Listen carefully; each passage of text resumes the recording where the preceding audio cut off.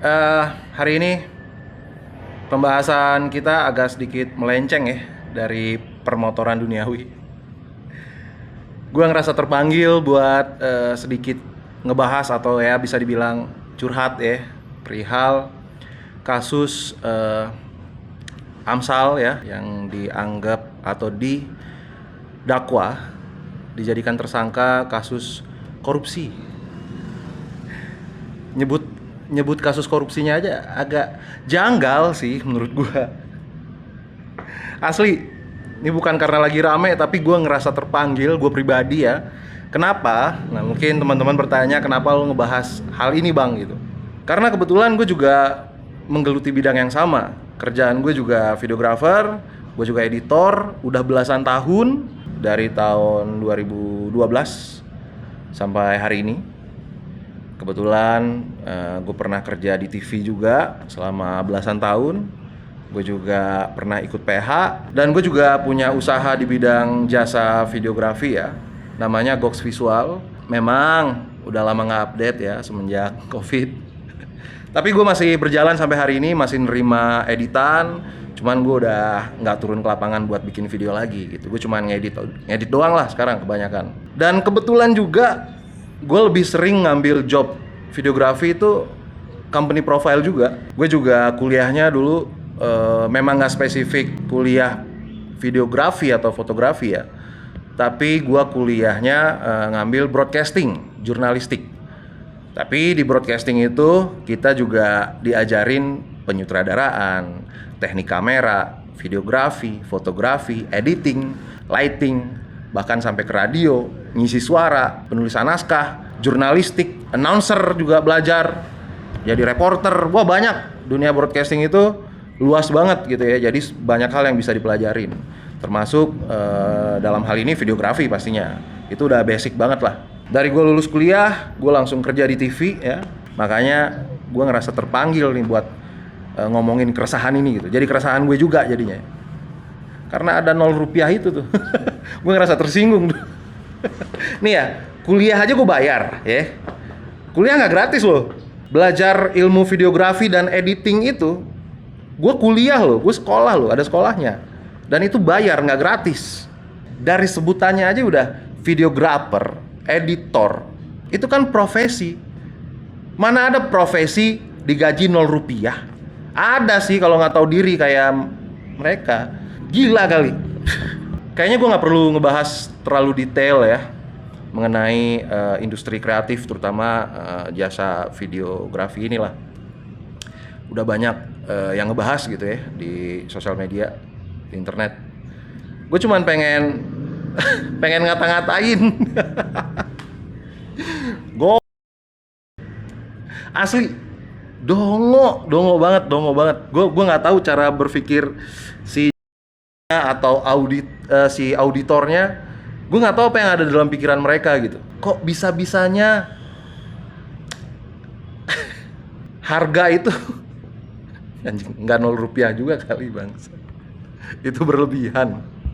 Masa dihitung 0 rupiah gitu. Gini ya, mengenai rate-nya atau harga, price list, whatever, itu nggak ada takarannya cuy.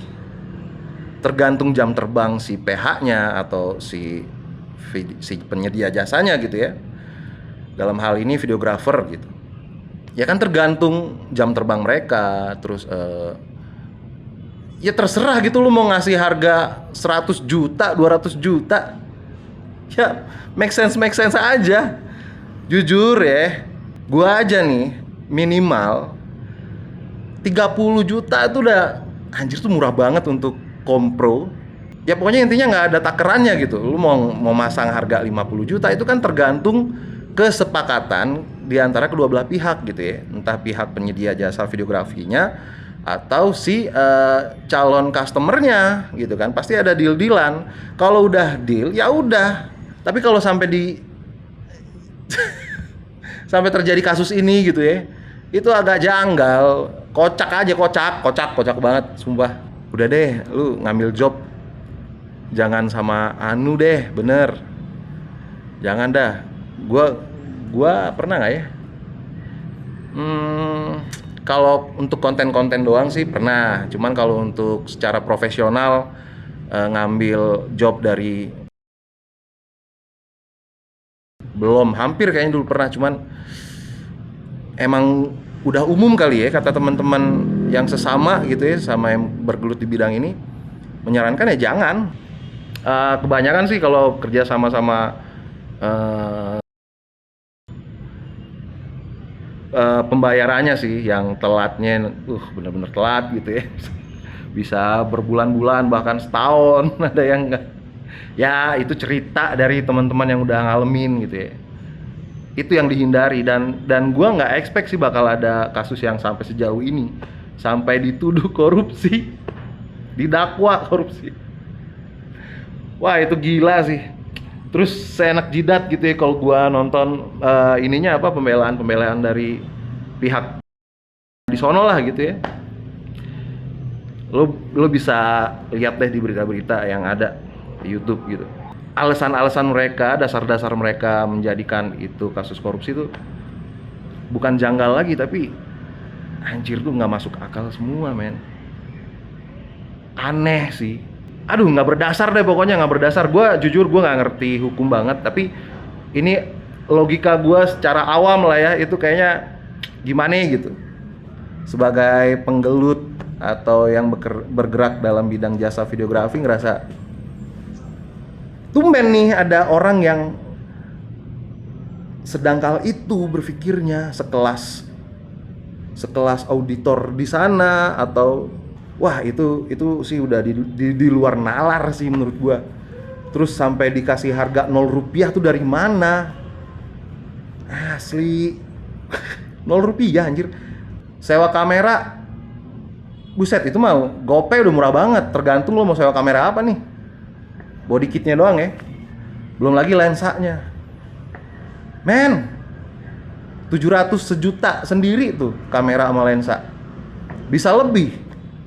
Kalau paket kamera sama lensanya ya tergantung lensanya apa, sesuai kebutuhan ya harganya beda-beda lagi tuh. Itu kamera doang, belum mic-nya. Drone.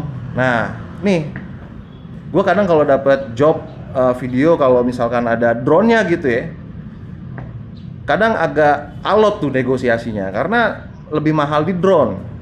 Drone tuh belum sama pilotnya. Rata-rata mayoritas penyewaan drone tuh harus sama pilot biasanya, paket include sama pilotnya. Kayak ada nggak ya? Jarang kayaknya kalau yang lepasan gitu drone doang gitu. Ada mungkin, jarang kali. Cuman rata-rata harus sama pilotnya. Belum drone-nya, belum harga jasa pilotnya. Belum lagi di lokasi tuh orang kasih kopi, rokok, makan ya kan. Belum lagi bayar kru. Nah, sekelas gua gitu yang masih belum punya tim tetap gitu ya. Kadang kan gua nyari cabutan gitu. Nyewa satu jasa campers aja tuh 1 juta tuh udah murah banget. Pada masanya pernah GoPay 700, ada yang 1 juta. Ya tergantung jam terbang si campers yang lo pakai. Itu baru 1 orang. Apalagi kalau bikin kompro, gue biasanya bentuk tim tuh harus ada runnernya, yang bantu backup gitu. Nah kalau gue biasanya ada storyboard tuh, konsep, ide. Nah, yang paling mahal tuh ide, konsep tuh mahal banget. Itu kasta tertinggi dari budget videografi tuh, ide, konsep. Itu ide kreatifnya. Gila 0 rupiah. Wah, gue harus meeting berkali-kali, apalagi kalau lokasinya jauh. Lokasi juga jadi penentuan tuh untuk memberikan budget ya. Lokasinya di mana, kesulitan lokasinya, lokasi produksinya gitu ya. Nah, nih soal produksi. Kalau bikin video ya profesional, itu ada yang namanya praproduksi, produksi, pasca produksi. Nah, itu tuh step-step yang harus kita laluin. Belum lagi ada meeting-meetingnya yang gue bilang tadi. Itu ngeluarin budget juga, bensin, waktu, tenaga. Lo mau pakai laptop atau PC gitu ya, itu kan juga nggak murah gitu ya. Perintilan-perintilannya atau alat pendukungnya, ya, hardware-nya, software-nya, itu semua kan ada budgetnya gitu ya, nggak gratis. Tapi kenapa bisa muncul hasil audit 0 rupiah itu dari mana? Gue ngerasa tersinggung. Kayak terkesan maksain, nyari-nyari banget, nyari-nyari kesalahan yang nggak ada. Ini industri kreatif gitu. Apalagi kan sekarang katanya negara lagi support-supportnya nih industri kreatif. Kok ada kejadian kayak gini? Masa sih gue sampai bertanya-tanya, masa sih sekelas mereka kan pasti berpendidikan ya, baik dari auditornya, jaksanya gitu, pasti punya background pendidikan. Kan kalau gini kan gue jadi mempertanyakan nalar berpikir mereka, intelektual mereka, logika dasar mereka tuh kayak nggak jalan. Selebihnya lo bisa cari di internet dah ya, nonton di YouTube gitu ya kasus ini. Kocak banget dah. Apalagi kalau pas menjabarkan alasan mereka mendakwa gitu ya, menjadikan ini kasus korupsi. Itu apa coba? Udahlah, udah banyak yang bahas ini ya. Gue cuma menyampaikan keluhan gue lah. Nah, ini bisa dibilang keresahan lah ya. Keresahan gue sebagai orang yang kebetulan juga bergerak atau kerjaannya bergerak dalam bidang dunia videografi gitu. Kocak banget. Udahlah, nggak usah terlalu detail lah ngebahas ini. Mendingan kita motoran lah ya. Asli. Udah ya, ini anyway ini udah final, tapi belum kita review. Nanti kita review ya. Coba tulis di kolom komen perihal kasus yang kita obrolin tadi. Menurut kalian gimana? Jangan lupa like, comment, subscribe.